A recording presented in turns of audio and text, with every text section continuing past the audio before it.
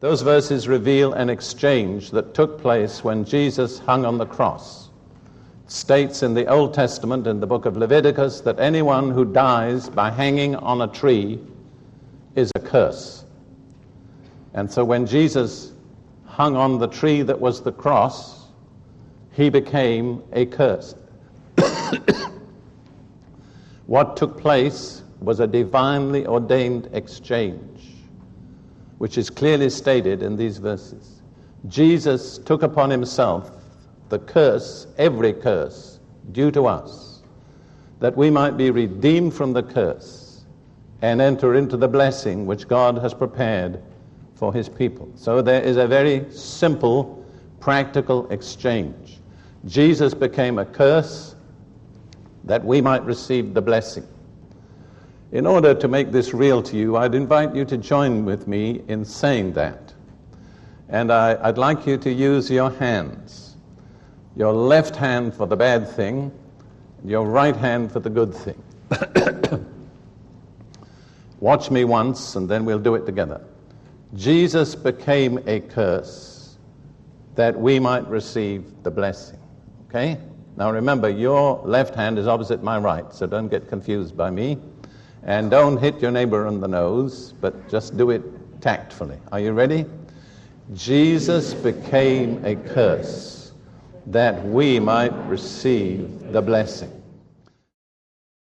Now, I'm not teaching that all Christians ought to pay tithes, because as I understand the New Testament, it's not law, it's grace. But I would suggest to you that grace should make us more generous than law.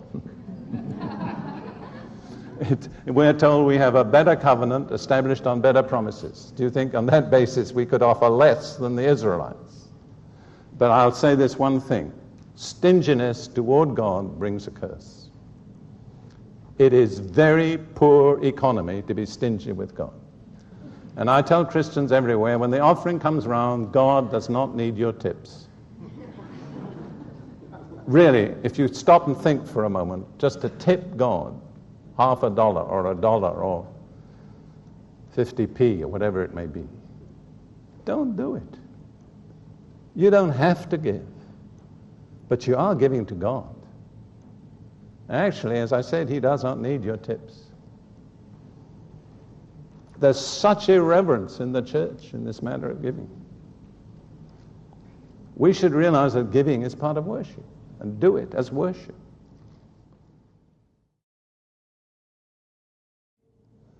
I'm tired of living.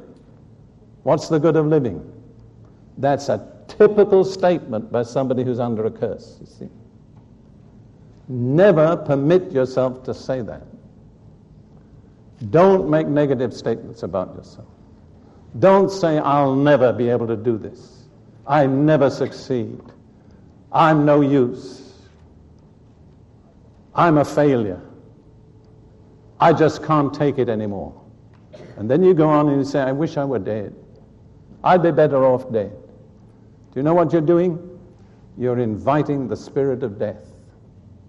And he doesn't take many invitations. Ruth and I have dealt with countless people who needed to be delivered from the spirit of death because they'd invited it. They'd imposed a curse upon themselves.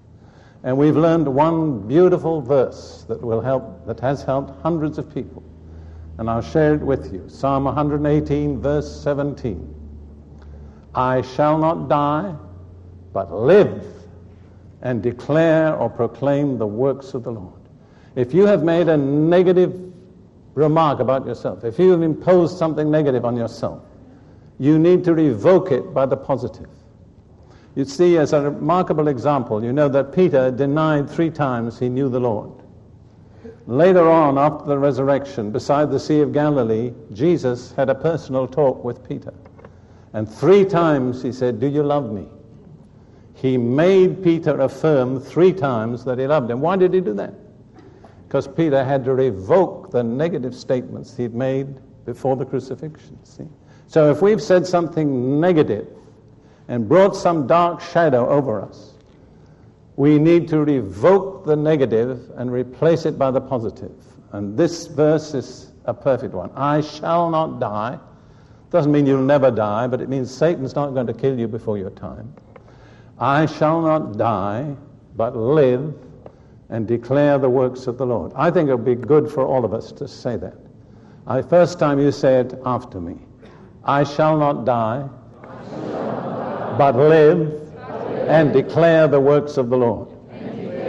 Now let's all say it together this time. I shall not die, but live and declare the works of the Lord. Now once more. I shall not die, but live and declare the works of the Lord. Now saying that may change the destiny of your life. That's true in our lives many times. God can protect us from everything except what we say about ourselves.